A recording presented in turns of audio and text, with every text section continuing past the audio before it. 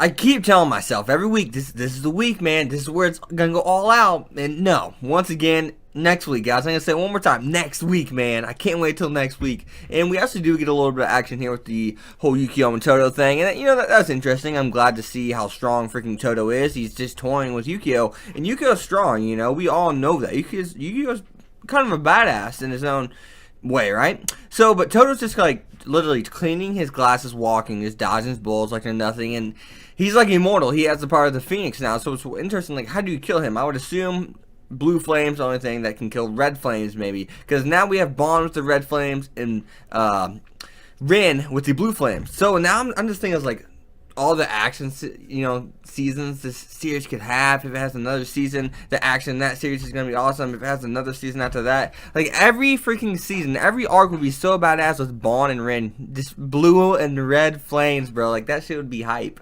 But we actually have this episode where we find out that Tatsuma didn't die. The Phoenix, it makes sense because the Phoenix he can heal himself. I mean, he can reborn himself. So if Bond's father Tatsuma had the power of the Phoenix, of course it would make sense that he could heal him. It makes sense. It makes sense. Okay, it's that simple. Because we actually, that we confirm that because we look at Todo, and Todo, he's taking bullets and he instantly heals.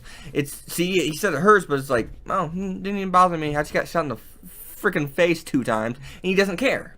So that makes sense. So if anyone who says, well, how is he still alive? He got ran through the throat. The power of the Phoenix. Once again, if anyone knows anything about the Phoenix, it can revive itself, and it's almost impossible for it to truly die. But the other thing that we had in this episode was, so this Impure King, it has no mind, and it's just kind of like, it just works for the root. Or was it the Rat? King of Root or something like? No, King of Rat, that's what it was. There's 4 of them. So I'm wondering what the other 3 are, and I'm wondering if they do have like kind of like a sensible mind, like they are not idiots. They're just kind of like, Titans and like Attack on Titan. They're just mindless things, just destruction. And that's basically what this is, the Impure King. So now we have this other creature, this other legendary creature that actually pops up from the ground, and I'm kind of like, whoa, what the fuck is that? And one thing I love about that is they're talking about these legends in the show, all these priests and monks or whatever are, and we're actually getting to see some of them. We've seen 2. I don't know if we'll see another one or not, but it's really cool, like, nonetheless, just to see that, you know what I mean? So I'm glad, because it adds depth, and it adds, I guess, I don't want to say world building, but I guess I don't know. I guess just depth is really the best way to describe it, really, whenever you think about it. So I'm glad to see that Blue Exorcist actually went the extra mile to do that. So we actually find out that the Impure King, that little spore or whatever is coming out of it, if it blows up, it's GG, basically. That was the same thing that killed 40,000 people before, and now Kyoto is a lot bigger than what it used to be. After 150 years, that's usually how it goes. Places get more they get more society within their little parameters, per se, right? Their proximities.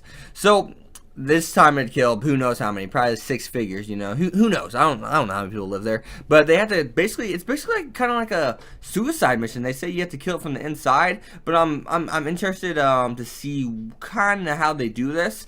And we know the heart is what has to be killed, and at the same time we have to have Bond make a barrier to slow this son of a bitch down, or else it's not gonna matter. They're not gonna be able to stop it in time, and we actually see it like it's becoming a building.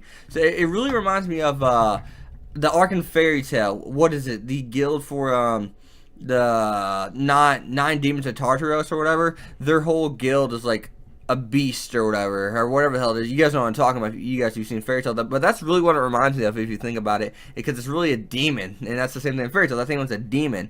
So that was unique. Yeah, but so they said something about the left and right eye. Now I'm pretty sure the left and right eye actually went to the Impure King, and they have to get rid of those 2. I guess I'm not even entirely sure how this is all going to work. So I'm just all kind of speculating as to what they're going to do in general. So we also have Tatsuya giving Bond the powers of Gahuin, or is it Ga? I have it written down. Let me look.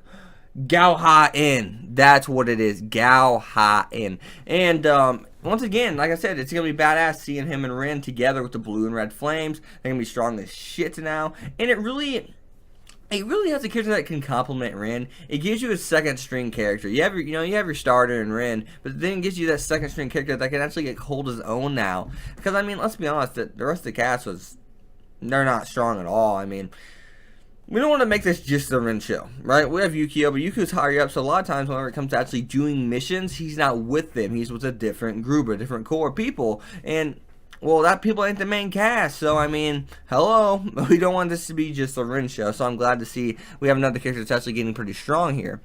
Now, let's talk about Todo versus Yukio. So basically, Yukio and Todo's fight was badass. Like, you know, once again, I already kind of went on that. So I want to talk about the dialogues being exchanged here. So basically, I'm not really sure what Todo's be-all end-all goal is. I mean, it's to make him feel like a tool, make him feel that, what's the best way to put it? Make him feel that he's always been here to serve Rin. He's Rin's servant. And make it seem as if his dad always put Rin above him, which we obviously know that's not the case.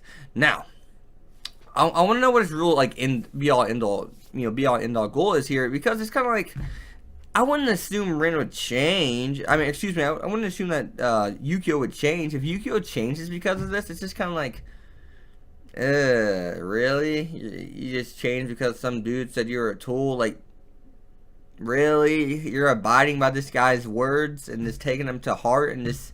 I don't know. I just hope it doesn't just go down that path. So I'm gonna work with you now. Fuck the Exorcist, and then all of a sudden the Exorcist forgive him. No, if Yukio did that, betrayed me, his ass is going in jail. I don't, because it's not like he's being mind controlled. It's because he's just exchanging dialogue with this guy and it's getting to him. So I guess he's just trying to bring out that hate for Rin, or that frustration. Not even hate. I'd say more along the lines of like frustration for Rin that he used to have, that we see in actually the first season whenever Rin whenever he initially joined the Exorcism Academy. We see that, you know, he doesn't really hate Rin, but you see, you killed father, yada yada yada, blame game, yada yada, I'm mentally unstable. And that, I mean, that's kind of the theme of Yukio's character this whole time, though.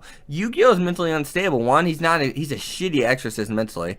One, he always sticks, or two, I should say. Two, he doesn't open up, and that's like, once again, you know, Shira said, you are the type of person a demon can take control of, because you're not open to your heart, and you keep your thoughts closed off from everybody, and really kind of including yourself. You don't really open your heart to yourself, and you know. So, Yukio, you're a bitch. I'll see you guys next time. As always, you have been Hex. Be sure to leave a like, comment, subscribe, follow me on Twitter at X25, and I'll see you guys next time. Peace.